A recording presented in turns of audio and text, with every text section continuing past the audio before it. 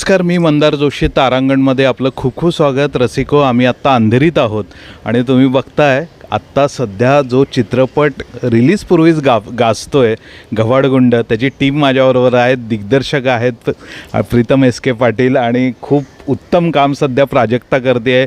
वैष्णवी नव्या दमाची आहे. तुमच्या तिघांचं खूप स्वागत आणि मी सर्वप्रथम तुमचं अभिनंदन करतो. मी तुमचा ट्रेलर लॉन्च सोहळ्याला उपस्थित होतो आणि काय धमाका केला आहेत तुम्ही ट्रेलरमध्ये, म्हणजे हादरवून टाकलेलं आहे आम्हाला. काहीतरी जबरदस्त आहे.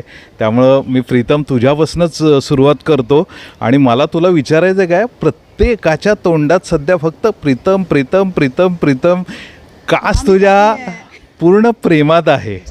तर अशी काय जादू केली आहेस तू की तुझ्याशिवाय लोक काय बोलतच नाही आहेत? नाही, खरं तर हे यांचं प्रेम आहे, बाकी काही नाही. आणि मी मनापासून मी जसं आहे तसं काम करतोय, बाकी काही नाही. आणि बाकीच्यांचं एवढं प्रेम आहे की कदाचित ते जे माझं कामाबद्दलचं जे प्रेम बघून त्यांनी माझ्यावरती प्रेम करायला लागलं असं काहीतरी या गोष्टी घडत असतील असं मला वाटतं. काय अशी जादू की तुम्ही सगळे त्यातला हे करताय? म्हणजे बघ ना, एखादा माणूस कौतुक करेल ना, असं नाही होते. आम्ही सगळे कौतुक करतोच आहेत, बाहेरचे पण कौतुक करतायत, कारण खरंच प्रीतम सर तसे आहेत. कलाकारांकडून काम कसं काढून घ्यायचं, कलाकारांना पॅम्पर कसं करायचं, त्यांना त्यांची स्पेस कशी द्यायची, आपल्याला जे हवंय ते तर ते काढून घेतातच. पण कलाकाराला असं वाटतं अरे आपण आपले पण इनपुट्स दिलेत की ह्यात. सो हे सगळं कौशल्य आहे ना, ते प्रीतम सरांकडे ठासून भरलेलं आहे. त्यामुळे मला असं वाटतं ते लाडके आहेत सध्या फार. तुला वैष्णवी काय कौशल्य वाटलंय प्रीतम सरांचं? म्हणजे आता कुठल्याही कलाकाराला जेव्हा कॅरेक्टर मिळतं तेव्हा त्याच्या डोक्यात आपोआप ते कॅरेक्टर बिल्ड होत असतं. मग त्यात काही गोष्टी कमी असतील, काही गोष्टी जास्त असतील. ऑफकोर्स ते डिरेक्टर सरांना, लिहिणाऱ्याला ते जास्त माहीत असतं. पण कधी कधी काय होतं, काही डिरेक्टर्सकडून खूप बंधनं येतात की हे असंच केलं पाहिजे किंवा तसंच केलं पाहिजे. पण प्रीतम सरांचं तसं नाही आहे. ते आर्टिस्टला खूप मोकळीक देतात आणि हे खूप महत्त्वाचं आहे. सेटवर काम करताना जेव्हा मोकळीक दिली जाते किंवा आपले ओपिनियन मांडायची संधी दिली जाते किंवा आपल्याकडे काय व्हेरिएशन्स आहेत हे दाखवण्याची संधी दिली जाते, तेव्हा ते काम खूप छान होतं. आणि यात अजून सांगायला मला आवडेल की ते खूप जास्त कम्फर्टेबल करतात आर्टिस्टला. प्रत्येक आर्टिस्टला खूप जास्त कम्फर्टेबल करतात. आता तुम्ही जर इंटरव्ह्यू बघाल तर 90% त्यांच्याबद्दलच बोललं गेलेलं आहे पूर्ण. आम्ही जेव्हा प्रमोशन करतोय, खरंच हे सगळं म्हणजे त्यांनी जे स्वतःला घडवलं आहे, त्यांनी जे कामातून त्यांना स्वतःला सिद्ध केलं आहे, ह्या सगळ्या गोष्टीला याचं श्रेय जातं. बघ प्रीतम, ऐक तू लाईव्ह अनुभव घेतोय सध्या आणि इंटरव्ह्यू मध्ये ऐकायला. आणि 2 मुलींची मतं समान आहेत. बघा काय आहे की आपण काम, मला असं वाटतं नाही, आपण काम कामासारखं नाही केलं पाहिजे. आम्ही एज्युकेशन सोडून, जॉब सोडून आम्ही कशासाठी जगतोय? बरोबर. त्या कामात मजा यायला पाहिजे. त्या कामात जर मजा येत असेल त्या गोष्टीला जगण्यात मजा येणार नाही तर मग ते आपलं जॉब केलेलं बरं. किंवा त्या गोष्टी म्हणजे प्रत्येक कलाकाराला किंवा या गोष्टीला भीती वाटत असते. मग अशी मॅम पण त्याच बोलल्या की हे माझ्यासोबत तर का होत नाही आहे ना, का मी बरोबर तर नाही केलं ना की मी या क्षेत्रात आहे. बरं, आपण एवढ्या झोनमध्ये जर आपण या क्षेत्राकडे येतो तर मला वाटतं त्यात मजा यायलाच पाहिजे. बरोबर. हा शूट प्रत्येकाला वाटलं पाहिजे की नाही की हा शूट चालत राहावं. तर मला वाटतं आपण तसंच जगलो पाहिजे आणि तिची मजा आहे. बरं, तुम्ही कालपासून किंवा गेल्या काही दिवसांपासून खूप मुलाखती देत आहे, त्यामुळे मी थोडेसे वेगळे प्रश्न घेतो आणि थोडे हलके फुलके प्रश्न घेतो. तुमच्या सिनेमाचं शीर्षक आहे घबाडगुंड. तर मला तुम्हाला तिघांना एक कॉमन प्रश्न आहे. जर तुम्हाला खूप मोठं घबाड जर हाती लागलं, म्हणजे खूप मोठं म्हणजे अगदी कोटीच्या घरातलं, तर तुम्ही काय कराल त्या घबाडाचं? हे मी प्रीतम तुझ्यापासूनच सुरू करतो. म्हणजे 1, 2, 3 अगदी काय n नंबर ऑफ कोटी जर तुला मिळाले, तू काय करशील त्या घबाडाचं? मला वाटतं की मी खूप रुरल भागातून आलेलो आहे. मी एक यवतमाळ या ठिकाणातून आलो आहे की तिथे कलाक्षेत्राला एवढी वाव नाही आहे. म्हणजे आमच्याकडे थिएटर पण नाही आहे किंवा या गोष्टीच नाही. कारण आमच्याकडे काही गोष्टी स्पेसिफिक ठरल्या आहे की एकतर डॉक्टर बनायचं, नाही तर इंजिनियर बनायचं, नाहीतर मग पहिले D.Ed असायचं किंवा आता MPSC करायचं. हा आमचा ठरलेला फॉर्मॅट आहे सर्वांचा. कला क्षेत्रात आम्ही विचारही करू, जसं या साईडला या गोष्टी अवेलेबल असल्यामुळे की मुंबई पुण्या ठिकाणी नाटक किंवा फिल्म्स या क्षेत्र अवेलेबल असल्यामुळे त्यांना त्या गोष्टी करायला सोपी वाटते. मग मला वाटतं की मग आमच्या भागात कलाकार नाही का? तर मी विदर्भातला पहिला डिरेक्टर आहे का ज्याचे 4 ते 5 फिल्म आल्या आहेत. आमच्याकडे नाहीच आहे, कारण त्यांना एक्झाम्पलच नाही आहे ना. कारण त्यांना माहिती आहे की आम्ही हे केल्यानंतर सर्वाईव्ह कसं करणार, कारण सर्वाईव्ह करायला तुम्हाला 700 किलोमीटर यावं लागेल ना. तिथं येऊन राहणे, एक्झिक्यूट करणे. कदाचित मला जो याच्यातनं खूप काही मिळालं तर मी विचार करणार की याचा नॉट पर्टिक्युलर इन विदर्भ हा प्रत्येक एका अशा भागात गेला पाहिजे का तिथून मनोरंजनचा आणि त्यांना त्याचा प्लॅटफॉर्म मिळाला पाहिजे असं मला वाटतं. कारण माझ्यापुरतं माझ्याकडे आहे, त्याच्यावर माणसाला काही लागत नाही. तर त्याचा प्लॅटफॉर्मचं सर्वांना, म्हणजे मी जिथे येऊन सर्वाईव्ह केलं, मला माहिती आहे मी फिल्म करण्यासाठी मी जॉबसुद्धा केला आहे की मी जॉब करता करता ही फील्ड करायचो. कारण एक स्टॅबिलिटी. जॉब करत होता मी ॲक्च्युली ॲज अ डिरेक्टर खूप लेट सुरू केलं. म्हणजे या क्षेत्रातच मी वयाच्या 24व्या वर्षी आलो. म्हणजे ह्याच्या पहिले आमच्याकडे म्हटलं ना की आमचं आता यांनी वाचनाच्या गोष्टी करतात, आमच्याकडे हा कल्चरच नाही आहे. हे जे गोष्टी करतात ना, आमच्याकडे कल्चरच नाही, आमच्याकडे या गोष्टी झाल्याच नाही आहे. आमच्याकडे तेच बेसिक आहे. आमच्याकडे एखादं एज्युकेशन घ्या बस, आम्ही एज्युकेशनमध्ये सर्व चांगले आहोत. पण बाकीच्या गोष्टी आहे किंवा नाटकाच्या गोष्टी आहे, हे रंगत जंबत आमच्याकडे नाही. आमच्याकडे डान्स चालतो किंवा बेसिक गोष्टी आहेत, पण या गोष्टी नाही चालत. सो मी वयाच्या 24व्या वर्षी विचार केला होता की मला फिल्म इंडस्ट्रीत काम करायचं. आणि हे खरं आहे, आफ्टर पोस्ट ग्रॅज्युएशन मी जॉब करत होतो आणि त्यानंतर मला दिसलं की नाही आपण या क्षेत्रात, आणि मी वयाच्या 24व्या वर्षी डिसाईड केलं. मी तेव्हा पहिल्यांदा काम केलं आणि तेव्हा डिसाईड केलं आणि त्यानंतर मग हे सर्व सोडलं आणि या क्षेत्राकडे वळालो. आणि देवाची कृपा होती का मग मी 27व्या वर्षीच पहिला फिल्म डायरेक्ट केला. प्राजक्ता, तू काय करशील? काही हाती लागलं मोठं? मला तू छान ओळखतोस खूप. मी शाश्वत मूल्य मानणारी मुलगी आहे कायम, आणि मी कायम म्हणते की माझा माणसावर विश्वास आहे, माझं माणसावर प्रेम आहे, त्या पलीकडे जाऊन मी काही मानत नाही. आणि मला कायम इच्छा असते की आपल्या देशातला जो शेवटचा माणूस आहे तो सुखी असावा आणि दैनंदिन मूलभूत गरजा ह्या त्याच्यापर्यंत पोहोचल्या जाव्यात. तर जो हक्क माझा आहे, अन्न वस्त्र निवारा शिक्षण आणि सिक्युरिटी, तो त्यापर्यंत पोहोचावा. तर मी त्या दृष्टीने प्रयत्न करेल. मला खरंच घबाड हातात आला. आणि मला ह्याला धरून एक सांगावंसं वाटतं की प्रीतम सर जे म्हणतात ते खरं आहे. त्यांना इतकं कौतुक, मी जेव्हा सेटवर वाचत बसलेले असायचे तेव्हा ते मला कायम कौतुक करायचं की मॅडम किती हे भारी आहे, तुम्ही रात्री पण वाचताय. सो आपल्यासाठी मी कायम म्हणते कधी कधी आपल्यासाठी ज्या बेसिक गरजा असतात, मूलभूत गरजा असतात, तो कुणासाठी तरी प्रिव्हिलेज्ड असतो.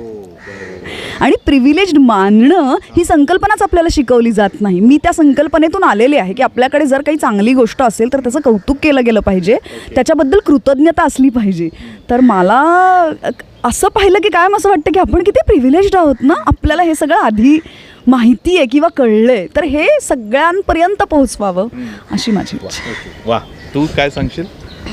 मी असं सांगेन की कधी कधी मला सोशल मीडियावर मेसेज येतात की आम्हालाही काम करायचं आहे, सिरियलमध्ये, पिक्चरमध्ये कसं करायचं, कोणाला ऑडिशन काय पाठवायचं. म्हणजे बरेच असे कलाकार आहेत किंवा बरेच असे विद्यार्थी आहेत ज्यांना खूप इच्छा आहे काम करण्याची किंवा त्यांना पुढे येऊन या क्षेत्रात काहीतरी करायचं आहे, पण त्यांना कनेक्टिव्हिटी सापडत नाही. त्यांना कळत नाही की आपल्यासाठी कोण योग्य व्यक्ती आहे किंवा कुठली कंपनी किंवा कुठला प्लॅटफॉर्म योग्य जिथे आपण कनेक्ट झालं पाहिजे आणि आपण पुढे जाऊ शकतो. सो मला असं वाटतं की एखादा ॲप किंवा असं एखादं मीडिया तयार केलं पाहिजे की ज्याच्यामुळे ते इझी होईल. मी एका कंपनीत म्हणजे काय म्हणतात त्याला इंटर्नशिप करत होते, मेडिकस नावाची, जी फार्मा आणि डॉक्टर्सना जॉईन करेल असं ॲप त्यांनी तयार केलेलं की आपल्याकडे MR डॉक्टरकडे जातात, ते सगळ्या गोष्टी सांगतात, सगळे एक्सप्लेन करतात. यात त्यांना वेटिंगही करावं लागतं, डॉक्टरचे पेशंटलाही थांबावं लागतं. सो त्यात असं होतं की सगळ्या डॉक्टर्सची लिस्ट होती आणि सगळ्या फार्मा कंपनीजची लिस्ट होती. सो तिथे ते डायरेक्ट अप्रोच होत होते की आपल्याला त्या लिस्टमधून कोणाला सिलेक्ट करायचं आहे. सो हे यातून वेळही वाचतो, वेटिंग पिरियडही कमी होतो, पेशंटनाही थांबावं लागत नाही. सो मला असं वाटतं की असं एखादं ॲप किंवा असं एखादं मीडिया तयार केलं पाहिजे जिथे आपण एकमेकांशी कनेक्ट होऊ आणि राईट पर्सन राईट प्लेसवर जाईल. सो यासाठी ते घबाड यूज झालं तर अगदीच छान आहे. मला काय वाटलं, तुमच्या तिघांचा अगदी कॉमन मुद्दा आहे, घबाड हाती लागलं तर काहीतरी इंडस्ट्रीसाठी किंवा जी यंग जनरेशनसाठी काहीतरी करावं असं आहे. आपण आपल्या मुलाखतीत आणखी थोडं पुढं जाऊया. मला ट्रेलरमध्ये किंवा एकंदरीत तू जे बनवलं आहे त्यातला जो फिअर फॅक्टर आहे ना, तो जबरदस्त आहे. म्हणजे तू 2-2.5 मिनटात आम्हाला अनेकदा असं धक्के दिलेले आहेत. तर अख्ख्या फिल्ममध्ये तू काय केलं असेल त्या रिलेटेड मला प्रश्न आहे. तू आम्हाला एवढे धक्के देतोय, तुम्ही स्वतः तिघही कोणत्या गोष्टीला खूप घाबरले आहात किंवा तुम्हाला खूप भीती वाटते आणि ती अगदी लहानपणापासून आत्तापर्यंत त्या गोष्टींनी तुम्ही दचकता, घाबरता किंवा एक मनात काहीतरी तुमच्या प्रेशर असतं त्या गोष्टीचं. तिघांसाठी हा कॉमन प्रश्न. मुळात आपण जे करतोय म्हणजे आता आम्ही याच्या पहिले आम्ही फिल्म करतो तर फिल्म आम्ही खूप एका वेगळ्या जोशात आणि खूप मेहनतीनं करतो आणि प्रत्येकाचे त्यामध्ये मनापासून केलेल्या गोष्टी असतात. पहिला तर प्रश्न असा असतो की ते पोहोचेल की नाही याची भीती असते, खूप मोठी भीती असते. आणि पोचल्यानंतर गरजेची नाही का प्रत्येक गोष्ट सर्वांना आवडेलच, बरोबर. तर ते आवडाव अशी खूप मनापासून ती एक भीती असते. त्याच्यावर मोठी काय म्हणजे असा ट्रेलर लॉन्चला टेन्शन असतं, आपण ट्रेलर तर केला आहे पण आता काय होणार याचं, की याचा काय रिस्पॉन्स येईल, आवडणार तर नाही ना, चुकणार तर नाही ना. ते सतत आम्ही फिल्म मेकिंग करताना किंवा ही मज्जा जगत असताना आम्हाला ती गोष्ट दरवेळेस धास्ती भरतं की आता धास्ती आहे की एवढं सुंदर केलं, ट्रेलर आवडतोय, टीजर आवडतोय, या सर्व गोष्टी होत आहे, मग आता फिल्म आवडला पाहिजे. या गोष्टी आहेत जे आम्हाला दरवेळेस मला या गोष्टीची खूप धास्ती भरते किंवा मी या गोष्टीला भीतो म्हणण्यापेक्षा एक धास्ती असते की आता काय असं. कोणत्या अननॅचरल गोष्टींची भीती वाटते जसं तू तुझ्या सिनेमातही दाखवतोस आम्हाला? नाही स्वतः नाही पण शूटच्या दरम्यान मला या फिल्मच्या शूटच्या दरम्यान अशा गोष्टी नाही आल्या. पण ना मी कोकणात शूट करत होतो ना, मला खूप अशा गोष्टी आल्यात की जे अनएक्सपेक्टेड. हो, अल्याड पल्याडला मला खूप गोष्टी. हो, म्हणजे आम्ही रेखीला चाललो होतो रात्री 11 ते 11:30च्या दरम्यान आणि मी बॉईज चाललो होतो, DOP दादा, मी, आर्ट दादा, योगेश इंगळे आणि आम्ही सर्वजण चाललो होते. बरं रेखी जाऊ, चला मजा करूयात आणि चाललो कोकणात चाललो आणि बॉईज चाललो. कसली भीती, काही नसतं, हे आमच्या माइंडमध्ये सेट आहे की काही नसतं. मग एक चुकून मॅपनं आम्हाला लेफ्ट साईडला टाकलं आणि आम्ही फिरतोय, आम्ही गप्पा गोष्टी चालू आहे, आमच्या लुडो खेळतोय, गप्पा गोष्टी झालं. अर्धा तास झाला आणि तो बोलतोय आम्हाला, गाडी चालवतोय तो, अरे आपण ना एकाच ठिकाणी चालत आहे, गॅपरे चालो मजा. अर्धा तास झाला, आम्ही तिथंच फिरतोय. मग तो बोला, सर बघा ना हे काहीतरी आहे. बघतोय ना, तर आम्ही खरंच बघायला लागलो. आम्ही 4 राऊंड मारायचो आणि त्याच बसस्टँडवर यायचो. 4 ठिकाणी यायचो, तिथंच थांबायचो आणि ज्या ठिकाणी गाडी टाकायचो आय डोंट नो काय झालं होतं. मग आता चल त्यात आम्ही डेअरिंग वाज की नाही काही असं होत नसतं. उतरलो गाडीच्या बाहेर आणि बघतो तर जिथं गाडी पार्क झाली आहे त्याच्या मागे एका पत्राडावरती एक कोंबडं होतं मेलेलं आणि अगरबत्त्या लावल्या होत्या. ते आता मला सांगताना कोणाला खरंही वाटणार नाही की असं झालं असं. पण मग काय, ते दिसल्याबरोबर ज्या स्पीडने गाडीत बसलो आणि ज्या स्पीडने निघालो, अशा काही गोष्टी घडल्या आहेत. आणि या गोष्टी कदाचित आय डोंट नो काय होतं ते, पण या गोष्टी आहेत. म्हणजे अशा खूपशा अल्लड पडलेल्या गोष्टी माझ्यासोबत घडल्या होत्या. म्हणजे म्हणजे माझा तर एक खूप छान किस्सा आहे प्रोड्युसर सरांसोबत. प्रोड्युसर सरांना मी नावेत बसवलं. आता आपण रिस्पेक्टफुली म्हणतो, नाही सर तुम्ही एकटे नावेत जा, फक्त तुम्ही नका, आम्ही सर्व वेगळ्या नावेत जातो. आम्ही त्यांना नावेत बसवलं, सर तुम्ही एन्जॉय करणार, रात्रीची वेळ होती, तुम्ही जा. बसवलं आणि सोडलं आणि ती नाव गायब झाली. आम्ही प्रोड्युसर सरांना शोधतोय कुठं आहे आणि त्यांची ती ना काडी असते ना जमिनीपर्यंत, मला नाव माहिती नाही त्याला, ती वल्लव हे करतो ते बांबू असतो तो आणि तो हे तो पुरत नव्हता. त्यांचा नंबर लागत नव्हता आणि त्यांना शोधते आणि बसवणारा मी, माझ्यावर काय भीतली असणार का, मी त्यांना बसवलं की. तर तो एक इन्सिडेंट. मग शोधाशोध करून ते सापडलेत आम्हाला. ते असं होतं की भरतीच्या दरम्यान ती फ्लो घेऊन जाते. अशा त्यांचं काय झालं असेल ऑब्व्हियसली तेच ना, पण ते मला काही बोलू शकत नाही आणि मी त्यांना काही बोलू शकत नाही. तर असे खूप वेगळे काही गोष्टी घडल्या. ओके, प्राजक्ता तुझे काय किस्से, अनुभव काही? मला कोणी घाबरलं असेल तर मला माहीत नाही. फक्त आपल्या कॅमेराला फेस करून सांग. मला कोणी घाबरलं असेल तर माहित नाही, माझी कोणाला भीती वाटली आणि कोणी पळून गेलं, मला नाही. कशाचीच भीती नाही नाही आजपर्यंत? नाही नाही कुठल्याच? नाही. नाही नाही. बँकेची भीती वाटते मला कधी कधी. बँकेची? हो हा काय प्रकार आहे? हो, मला बँकेची भीती वाटते. म्हणजे? मला असं खूपदा स्वप्न पडतं की मी बँकेत गेले आणि मला काहीच येत नाहीये आणि ते म्हणतात की काय निर्बुद्ध बाई आहे, हिला सगळं येतं आणि हिला काहीच येत नाही. असं मला बँकेची थोडी भीती वाटते. काय ग? नाही, मला ते असं वातावरणच आवडत नाही बँकेचं. मला असं तिथे हां मला बँक नको वाटते, बँकेची भीती वाटते. बँकेत पैसे असण्याची नाही वाटत हा, का पैसे काढण्याची भीती? तेही नाही वाटत.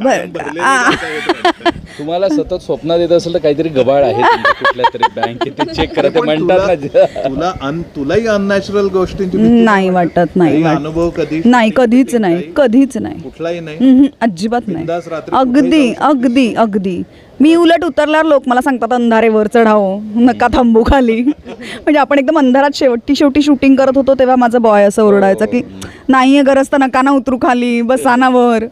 तर माझं असं व्हायचं, मला माहिती आहे इथे मी आले आहे शूट, नको नको नको तुम्ही आत बसा, असं मला नाही वाटत. तुझं वैष्णवी, तुझा एखादा किस्सा अनुभव काय तुला share नाही नाही करायचा असं काही नाहीये. वाटतं? याच्यासारखंच.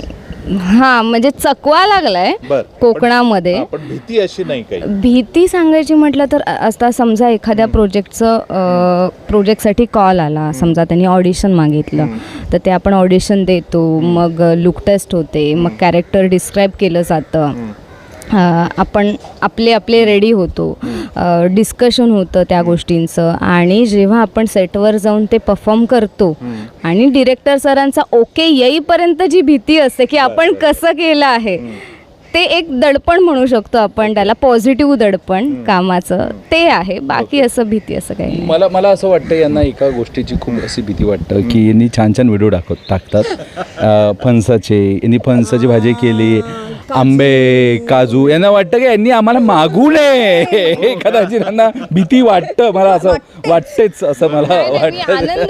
आनंदाने देईन. खूप फणस, खूप काजू आहेत, आनंदाने देईन मी त्यांना सगळ्यांना.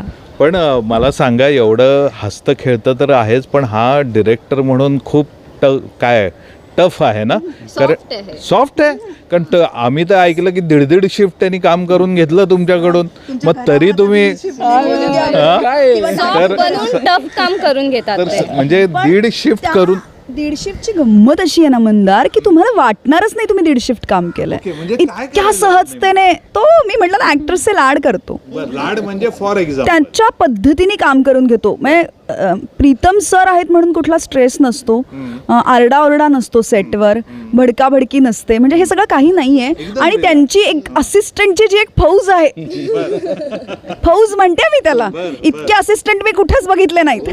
तू कोण आहेस असिस्टंट, तू कोण आहेस, आणि मग तू पण असिस्टंट. किती असिस्टंट आहेत प्रीतम? नाही, मला वाटतं की मला ना शिकायला मिळालं नाही. मी जेव्हा बाहेरून येऊन, म्हणजे विदर्भातून येऊन इकडे तर एवढं लिंक नाही ना, कनेक्शन नाही, कशी ओळख करायची. तर आम्हाला ना तेव्हा प्रोफाईल विचारायचे की अरे काय तू किती केलं, कधी, मग आम्ही काही केलंच नाही तर आम्ही कसं शिकलं पाहिजे.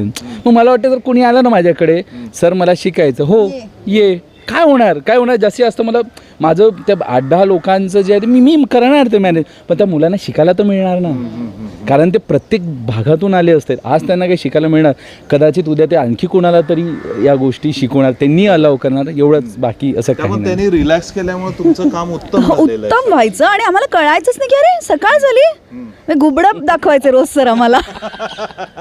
तुझाही साधारण हाच अनुभव? हो, अगदी सकाळी 8 वाजता आल्यावर दुसऱ्या दिवशी मध्यरात्री 3-4 वाजता घरी जावं लागायचं. सेम 1.5 शिफ्ट, पण हॅपी 1.5 शिफ्ट होती ती. ते तुमची खूप, मला एक आठवत आहे, आपला एक तो झोपायचा सीन होता, आम्ही 2 जण बाजूला झोपलोय आणि मग ती त्याला भूत वगैरे दिसतं आणि माझं खूप वेळ काही नव्हतं. तर सर हळूच आले आणि मला कानात म्हणाले की आता तुम्ही खरंच झोपा, तुमचं येईल तेव्हा मी उठवतो. आणि 1 तासाभराने मग मला कोणीतरी उठवत होतं की उठ आत्ता तुझं आहे, किंवा असं असेल की हिचा माझा सीन आहे आणि माझा हा शेवटचा सीन आहे, तर ते आपलं काम आधी काढून घेतात की हिचं संपलंय ना, हिला लवकर जाऊ देत, तर ही काळजी घेतात.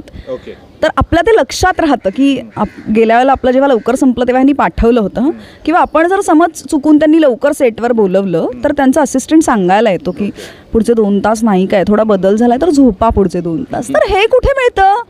लोक सकाळी 7 पासून आवरून बसवतात तुम्हाला. नाही, आणि मला सांगायला आवडेल की म्हणजे सेटवर इतकं छान वातावरण होतं.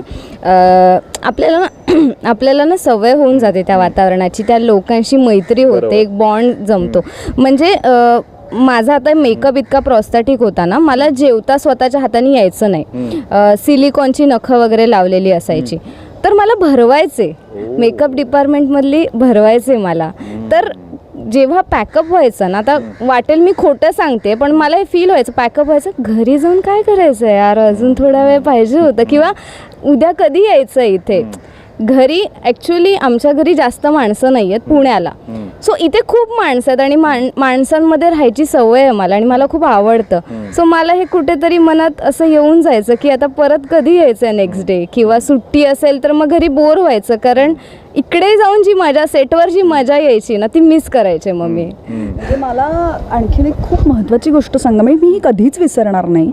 आणि हा प्रीतम सर डिरेक्टरपेक्षा माणूस म्हणून किती छान वागले माझ्याशी, हे मला कायम लक्षात राहिलं. मी पुढे काम करू न करू, ह्या चित्रीकरणाच्या दरम्यान माझे वडील गेले, आणि प्रीतम सरांना जेव्हा हे कळलं तेव्हा ते मला म्हणाले की तुम्ही करणार आहात का शूट, का आपण तारीख शिफ्ट करूयात. तर आपल्याकडे हा विचार कोणी करत नाही, उलट सांगितलं तरी ॲडजस्ट नाही. हां, म्हणजे मला इतकं छान वाटलं होतं की हा, मग मी त्यांना म्हटलं की नाही असं नका करू, कारण इतके आर्टिस्ट आहेत की ते सगळं जमवून येणं शक्य नाही. पण मी जेव्हा सेटवर आले त्यानंतर पहिल्यांदा, तर ते मला रिसीव्ह करायला थांबले आल्या, आणि त्यांनी आधी बाजूला घेऊन विचारलं की आर यू ओके, करू शकणार आहात, म्हणजे होईल ना, किंवा आम्ही आहोत. तर हे सगळं व्यवसायाच्या, चित्रपटाच्या कामाच्या पलीकडे जाऊन माणूस म्हणून तुम्ही काय विचार करताय हे आहे, आणि हे मी कधीच विसरणार नाही. मला प्रीतम काय वाटतंय माहिती आहे का, मी इतक्या वर्षात इतक्या दिग्दर्शकांना भेटलेलो आहे, बहुतेकांशी माझे अत्यंत छान रिलेशन आहे, पण डिरेक्टर आणि ॲक्टर्सचा जो तो बॉन्ड क्रिएट केला आहे ना, तो खूप वेगळा आहे. त्याच रिलेटेड मला तो प्रश्न विचारायचा आहे. म्हणजे तुझ्या सिनेमातली आत्ता जे ॲक्टर्स आहेत ते अगदी तगडे, शशांक शेंडेंपासून सगळे संदीप पाठक ते अगदी वैष्णवीपर्यंत, तू सगळ्यांना खूप छान पद्धतीने हँडल केलं आहेस आणि त्यांच्याकडून तू छान काम काढून घेतलेलं आहेस. तर हा जो तुझा स्वभाव आहे ना, तो बिल्ट इन आहे का, की प्रत्येकातल्या चांगल्या गोष्टीवर हायलाईट करून त्यावर फोकस करून त्यांना काय म्हणू आपण, आपल्या गोटात घेऊन त्यांच्याकडून मस्त काम करून घ्यायचं? नाही, असं नाही आहे. मुळात मी असंच आहे. ओके. मला असं वाटतं ना की एक जेव्हा तुम्ही कलाकार होता किंवा एखादी गोष्ट मांडता किंवा एक कलाकार म्हणून, म्हणजे एक जर डिरेक्टर म्हणून जर तुम्ही आहात, तर डिरेक्टरचं काम फक्त काय कट आणि ॲक्शन बोलणे नाही आहे. त्याला त्या सर्व गोष्टी बघावं लागतं, त्याला एक चांगला लेखक व्हावं लागतं, त्याला बीजीएम समजलं पाहिजे, या गोष्टी. पण ह्या गोष्टी अचानक येत नाही ना, किंवा हे कुठनं शिकता येतं. तर लहानपणापासून ज्या गोष्टी तुम्ही करत आलात, म्हणजे फॉर एक्झाम्पल की आता मी, आमच्याकडे नवरात्र खूप फेमस आहे. आमच्या प्रत्येक घरातला मुलगा 10 दिवस नवरात्रात काम करतो. तर मी एका मंडळात काम करायचो 17 वर्ष. तर 17 वर्ष काम केल्यानंतर तिथे 2 ते 3 हजार लोकांना मॅनेज करणं, आणि मंडळामध्ये देवीचं मंडळ असतं, त्या महिलापासून सर्व फॅमिलीच असतं, त्या लोकांना एकत्र घेऊन, आजकाल भावाभावाचं पटत नाही, पण एवढ्या लोकांना एकत्र घेऊन चालणे, ते मॅनेज करणे, त्या कुठंतरी मला वाटते लहानपणापासून जे आईवडिलांनी किंवा आम्हाला ज्या गोष्टी शिकवल्यात, त्याच गोष्टी मी तेच जगतोय. मी बाकी काहीही करत नाही. आणि मला वाटतं की फिल्म करणं म्हणजे एक प्रकारचं एक लग्न केल्यासारखी तो प्रकार आहे की त्या गोष्टी, पाहुणे मंडळाला सर्व गोष्टी आलात का, सर्व गोष्टी व्यवस्थित झाल्या पाहिजेत, तर ह्या गोष्टी आपण होस्ट केल्याच पाहिजे. तर तोच एक अनुषंग असतो आणि ती मजा असते. मला वाटतं की फिल्म मी मजा म्हणून करतो, म्हणजे मी ते काम म्हणून करत नाही, कारण आम्ही या गोष्टी कशासाठी सोडल्यात ना, आम्ही त्याच मजेसाठी सोडल्या. मग त्यात मजाच नाही आली तर मग ते काम करून उपयोग काय, असं मला ते असं वाटतं. एक शेवटचाच प्रश्न घेतो. घबाडकुंडच्या युनिव्हर्सबद्दल खूप बोललं जातं आहे, सगळ्यांना त्याची खूप उत्कंठता आहे.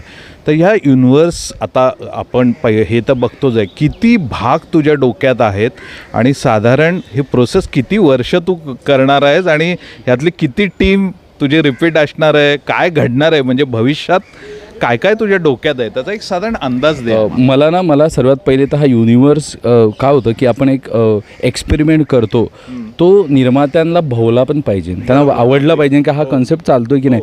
तर सर्वात पहिलं मला डॉक्टर रसिक कदम यांना थँक्यू म्हणायचं आहे, कारण त्यांनी माझ्या कथा ऐकल्या नाही, त्यांनी एक शब्द ऐकला का मी युनिव्हर्स करतो, ते ओके बोलले, डन करूयात. सो त्यांना खरंच मनापासून धन्यवाद, कारण ज्या पद्धतीनं त्यांनी गोष्ट मी सांगितल्यानंतर करू आणि फिल्मची सुरुवात झाली आणि फिल्म आम्ही खूपच चांगला किंवा तांत्रिकदृष्ट्या खूप चांगला पार पाडण्याचा प्रयत्न केला.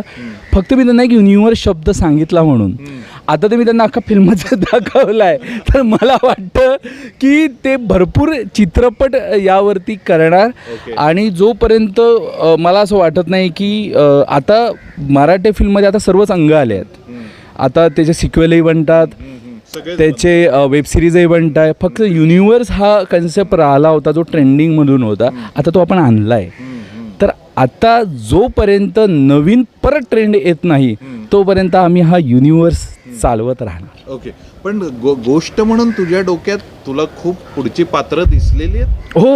हो, कारण युनिव्हर्सची मजाच ही आहे की हा फिल्म करत असताना मला फक्त या फिल्मपुरतं विचार नाही करावा लागेल. सगळ्यात तू मला सगळे धागे दोघे आत्तापासून हे येस, म्हणजे मला असं वाटतं की मी ना 10 फिल्मचं लिखाण केलं आहे या एका फिल्मसाठी.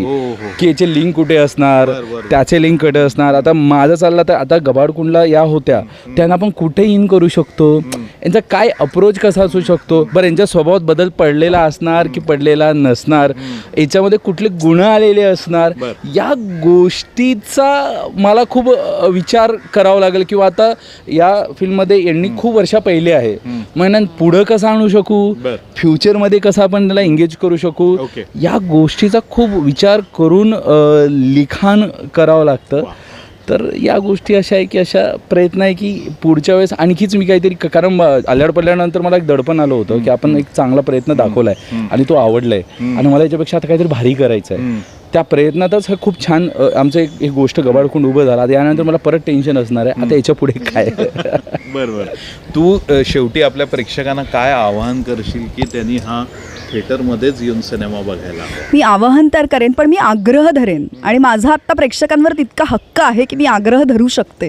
तर माझा तुम्हा सगळ्यांना आग्रह आहे की 19 तारखेपासून रोज तुम्हाला जितक्या जणांना शक्य आहे तितक्या जणांना घेऊन जाऊन हा अनुभव चित्रपटगृहात घ्या, कारण हा खूप मोठा अनुभव आहे आणि तो घरी येणार नाही आहे. तर नक्की उठून निघा आणि चित्रपटगृहात जा. आम्हाला हे पुन्हा एकदा सांगायला लावू नका की काय आमचे मराठी प्रेक्षक चित्रपटगृहात येत नाहीत.